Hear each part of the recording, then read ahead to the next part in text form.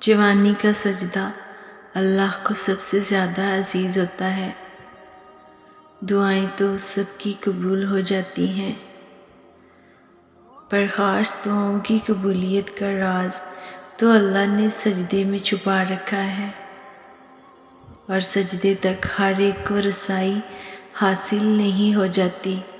اس مقام تک تو صرف وہی لوگ آتے ہیں جن کی دعاؤں کو اللہ نے نئے سرے سے ان کی پسندیدہ انداز میں قبول کرنا ہوتا ہے۔ اللہ کی عطا کے خزانے تو بے شمار ہیں، اور وہ تو بن مانگے بھی نواز دیتا ہے، پر سجدے کی لذت سے کسی کسی کو آشنا کرتا ہے،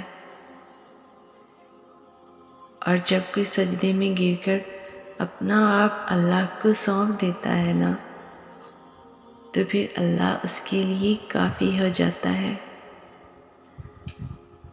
اور اس کا کافی ہو جانا جانتے ہو کیسا ہے؟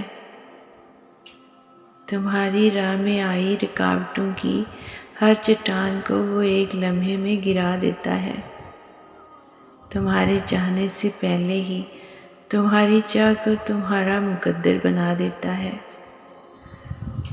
تمہاری دعا میں ہاتھ اٹھانے سے پہلے ہی دعاؤں کو قبول فرما لیتا ہے، تمہارے دکھ درد تکلیفیں وہ پہلے سجدے میں ہی سمیٹ لیتا ہے، اور تم پر اپنی رحمت کی چادر چڑھا دیتا ہے۔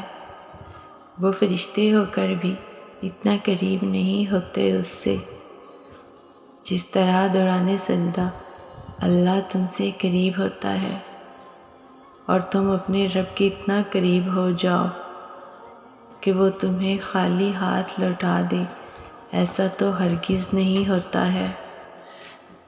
تہجد تک پہنچنا تمہارا بے وجہ تو نہیں ہے، آخر کچھ تو ہے جو ممکن ہونے والا ہے۔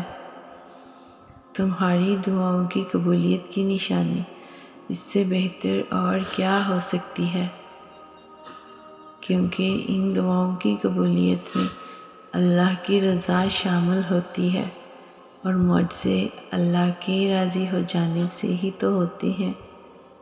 یہ دیر تو بس تمہاری دعاؤں کا امتحان ہے،